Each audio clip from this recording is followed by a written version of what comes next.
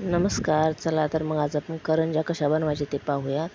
करंजी खुसखुशीत कशी होईल त्याचं सारण व पीठ कशा प्रकारे मळायचं ते पाहूयात आपण.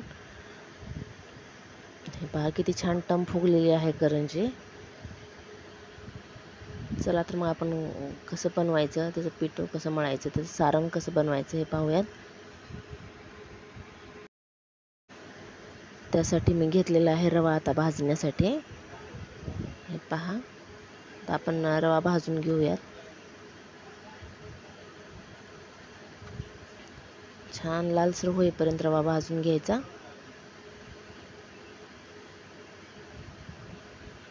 मी तूप टाकलेलं आहे 2 चमचे या रव्यावरती.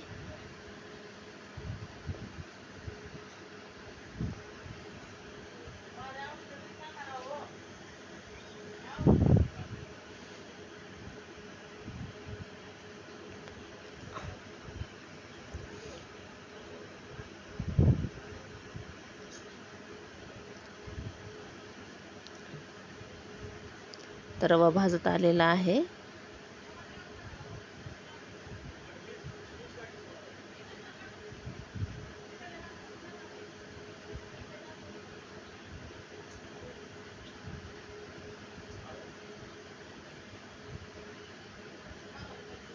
सारण बनवण्यासाठीची अगदी सोपी पद्धत आहे. हे पहा, लालसर झालेला आहे रवा.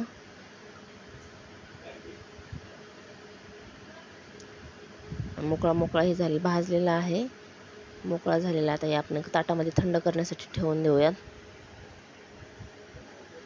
आता मी खोबर खिसून घेतलेलं आहे. तर मी मिक्सरच्या भांड्यामध्ये साखर, विलायची आणि बडीशेप टाकून मिक्सर वाटून घेतलेलं आहे. आता मी खोबरामध्ये मिक्स करून घेणार आहे.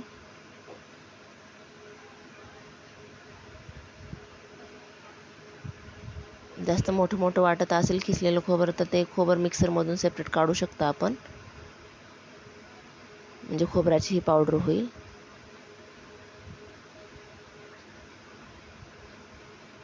यामध्येच मी रवा पण मिक्स केलेला आहे. रवा, खोबर, साखर हे मिक्स केलेलं आहे. आता हे रवा घेतलेला आहे मी 2 वाट्या रवा, 1 वाटी मैदा घेतलेला आहे प्रमाण.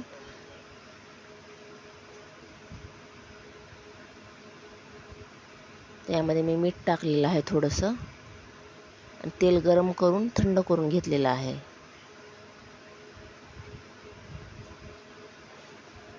आपल्या पिठाचं प्रमाण किती आहे याप्रमाणे आपण तेल टाकू शकता.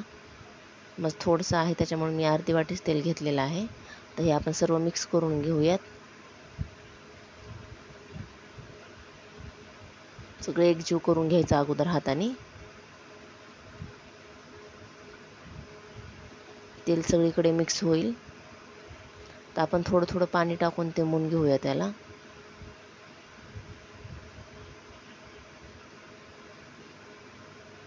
हे पहा, आता यावरती मी थोडंसं तेल टाकणार आहे.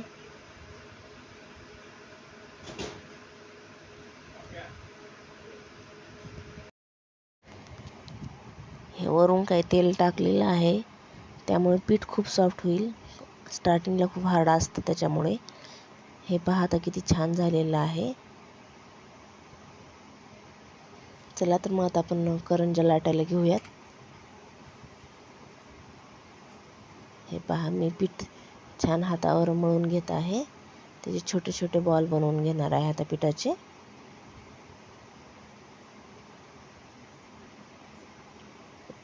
हातानेच गोल करून घेऊन त्याला थोडासा मैदा घेतलेला आहे लावण्यासाठी. त्या मैद्यामध्ये असं बुडवून घ्यायचं आणि पोळी पाटावर घेऊन लाटायचं.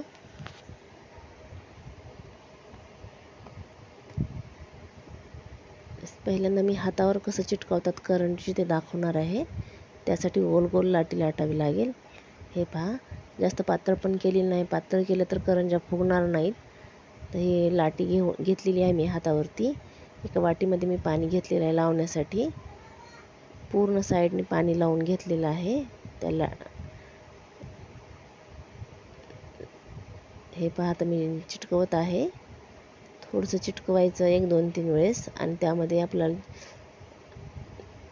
ते बनवलेलं सारण आहे ते घालून घ्यायचं.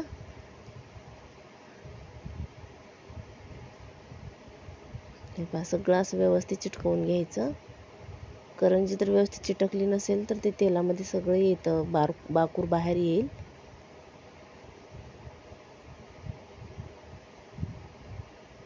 सारण पण म्हणतात, बाकूर पण म्हणतात. आता सगळ्यांची बोलण्याची पद्धत वेगवेगळी आहे. हे पहा आता मी हातावरची चिटकवून दाखवलेली आहे. आता मी करंजीच्या साच्यामध्ये टाकून घेणार आहे, दाखवणार आहे तुम्हाला. यामध्ये ठेवलेली आहे लाटी लाटलेली. आता यामध्ये आपण सारण भरून घेऊयात. त्याला पण साईडने पाणी लावून घेणार आहे मी.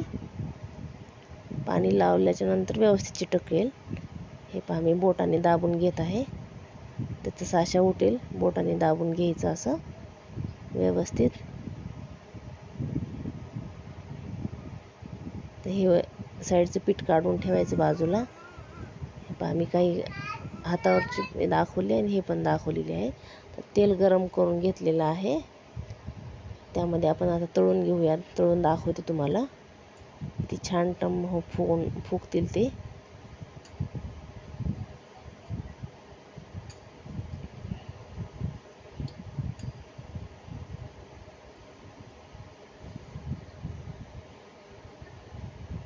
हे पहा किती छान फोडं आल्यासारखे झालेले आहेत. करंज्या कधीही असं जास्त हडकून न देता केले ताज्याच तळायच्या. असं जास्त वेळ हवेला जर ठेवल्या तर ते असं फुगणार नाहीत.